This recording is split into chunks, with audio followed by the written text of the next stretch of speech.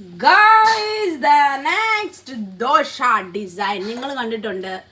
പിന്നെ മസാല ദോശ, അങ്ങനത്തെ ദോശ, ഇങ്ങനത്തെ ദോശ. ഇതെന്ന് പറയുന്നത് എന്താണെന്നറിയോ? ഇത് നമ്മൾ ആ മസാല ദോശയുടെ ആ ഒരു ഇതിലുണ്ടാക്കിയിട്ട് നമ്മൾ ഇതിനകത്ത് മസാല ഒന്നും അല്ല ഇടുന്നത്. ഇത് എന്താ ഇടുന്നതെന്ന് അറിയാമോ? നമ്മുടെ ഹണിയാണേ. ഇത് നമ്മൾ അതുകൊണ്ട് പേരിട്ടു honey dosa. Oh my god, honey dosa. അപ്പം നമുക്ക് ഇതിൻ്റെ കൂടെ പ്രത്യേകം ചമ്മന്തി ഒന്നും വേണ്ട. ഈ ഹണി അങ്ങോട്ട് ഒഴിച്ചേച്ച് നമുക്കങ്ങോട്ട് കഴിക്കാം. കുട്ടികൾക്കൊക്കെ സ്കൂളിലൊക്കെ കൊടുത്തു വിടുമ്പോൾ അവർക്ക് ചമ്മന്തി ഒന്നും ഇഷ്ടമല്ലെങ്കിൽ നമ്മൾ ഈ ഹണി എടുത്ത് ഇങ്ങനെ അങ്ങോട്ട് കണ്ട നോക്കിയേ, ഒഴിച്ചപ്പം നോക്കിയേ, കണ്ട നല്ല ടേസ്റ്റിയാണ് കേട്ടോ, നല്ല സൂപ്പറാണ്. നിങ്ങളൊന്ന് ട്രൈ ചെയ്ത് നോക്കണം.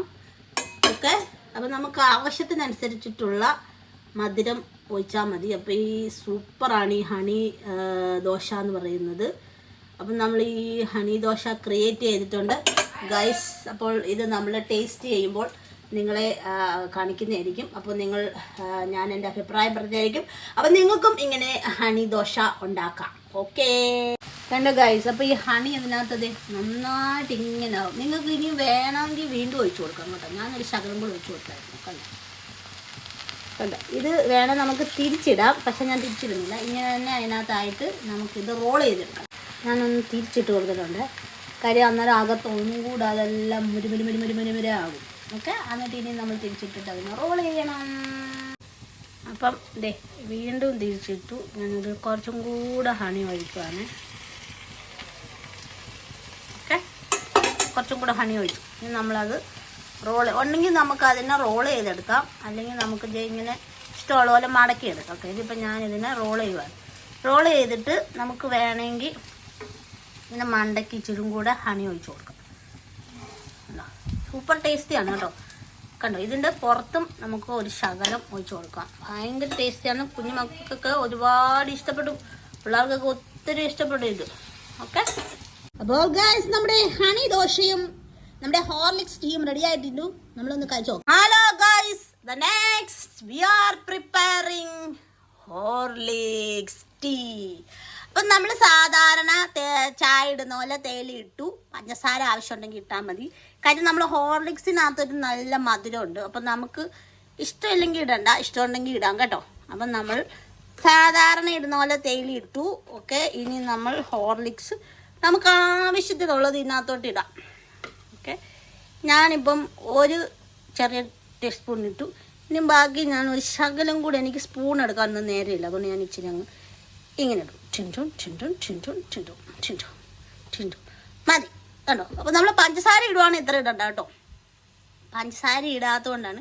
ഇടാതെ നന്നായിട്ട് അങ്ങോട്ട് തിളച്ച് വരുമ്പോൾ നമ്മൾ തീ കുറയ്ക്കണം. കണ്ടോ, വീണ്ടും നോക്കണം. ഓക്കെ, അപ്പം എനിക്ക് ഇച്ചിരി കൂടെ വേണം. അപ്പം ഞാനൊരു ശകലം കൂടെ ഇട്ടു. കണ്ടോ, പൊടിയെ ഇടാവൂ കേട്ടോ, നോക്കി ഇടണം, കുറച്ചിടാവൂ, ഒത്തിരി ഇടരുത്. നിങ്ങൾക്ക് ഒത്തിരി ഇഷ്ടമാണെങ്കിൽ ഒത്തിരി ഇടാം കേട്ടോ. അപ്പോൾ നമ്മൾ Horlicks tea.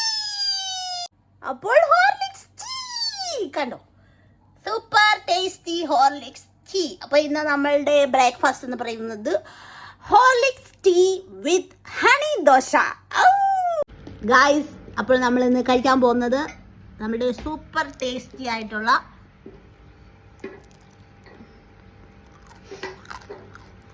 Honey dosa. Oh my god, എന്തൊരു സൂപ്പറാന്ന് പറയാം. നല്ല ടേസ്റ്റാണ്. മുരുമുരാന്നിരിക്കുന്ന ആ ഒരു ടേസ്റ്റും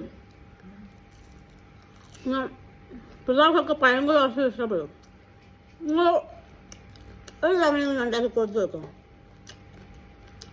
പിള്ളേർ കഴിക്കും. സൂപ്പറാണ്. നമ്മൾ കറി ഒന്നും വേണ്ട, കറി ഉണ്ടാക്കാനൊന്നും സമയം കളയണ്ട, വളരെ എളുപ്പം. കണ്ടോ, ഹണി ദോശ.